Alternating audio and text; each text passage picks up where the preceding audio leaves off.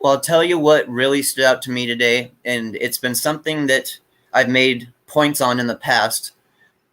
When the deep pass game is starting to click a little bit for us, it really changes the Lashley offense.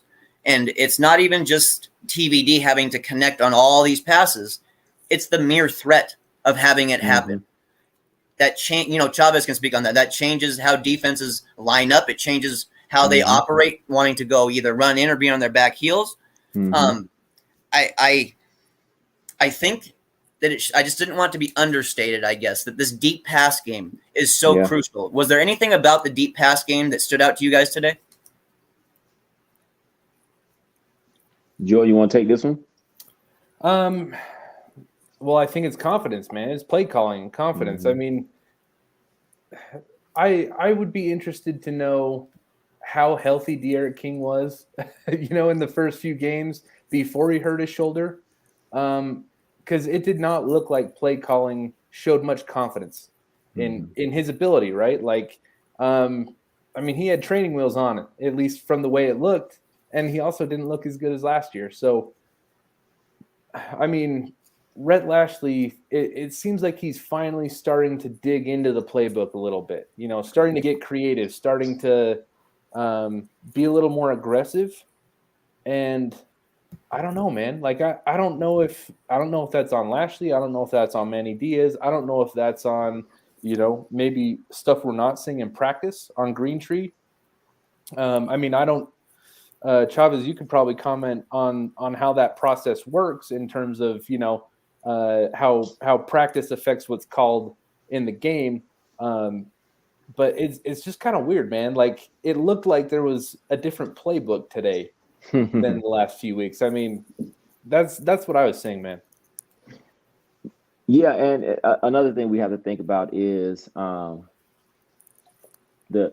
pressure that coaches have when your record is 2-4. We have a losing record, especially when if even if the offense or the defense isn't performing well. If your record overall is not good, as a coach, you kind of get to this point, and especially when there are rumblings that the head coach is going to get fired. As an assistant, you pretty much know that you're going to be gone as well.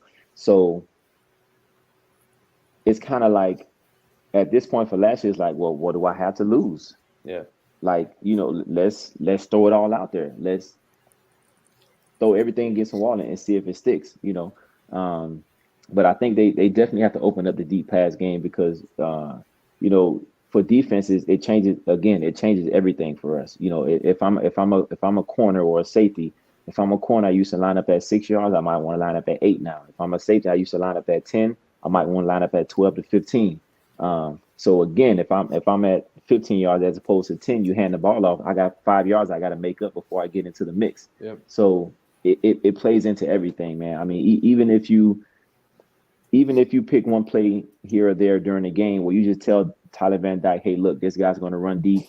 If it's not open, just overthrow him. That threat has to be there. It has to be there for the secondary, so you can know, and that stops us from sitting on the short routes.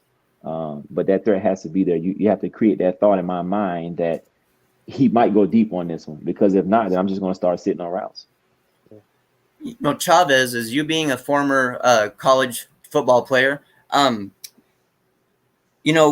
noticed a couple times that we would try to get TVD involved in rollouts, and especially on 3rd down and 5, 3rd down and 6.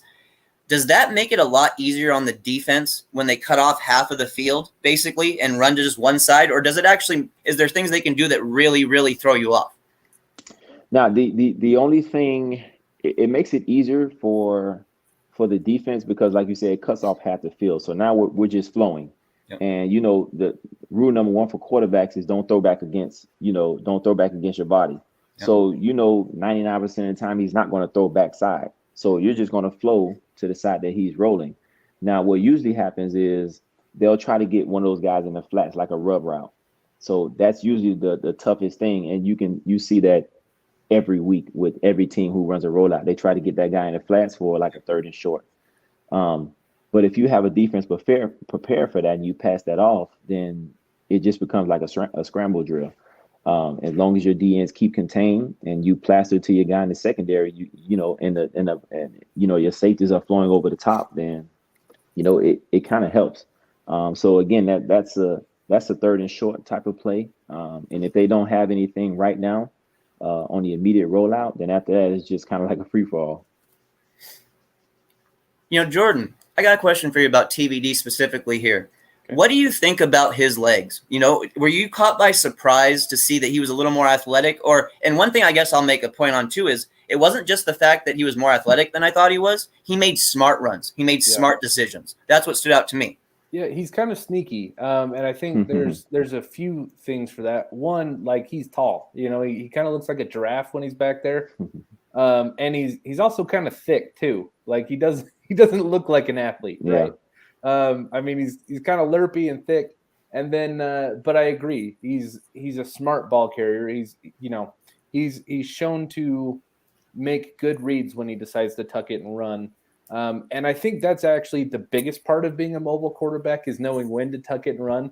Because you are like, he's probably going to be a professional athlete, right? Like, if the field's open, he should be able to get 8 yards. Pretty much anyone who's playing Division I or NFL should be able to.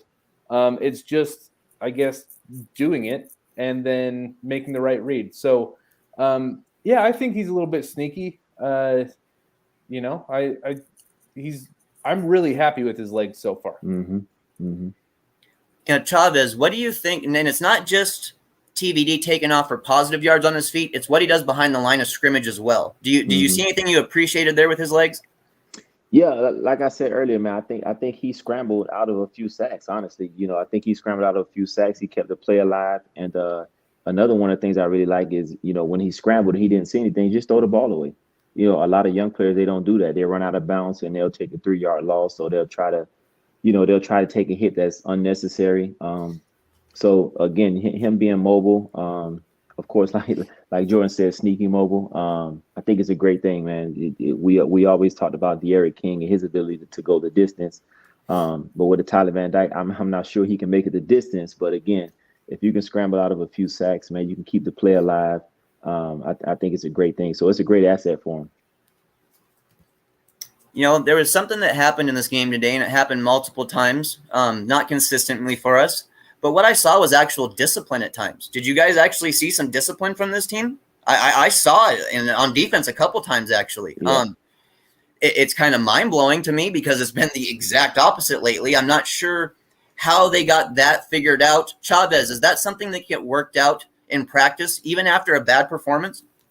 Yeah, absolutely, man. Absolutely. And I think we talked about this when we were about to play.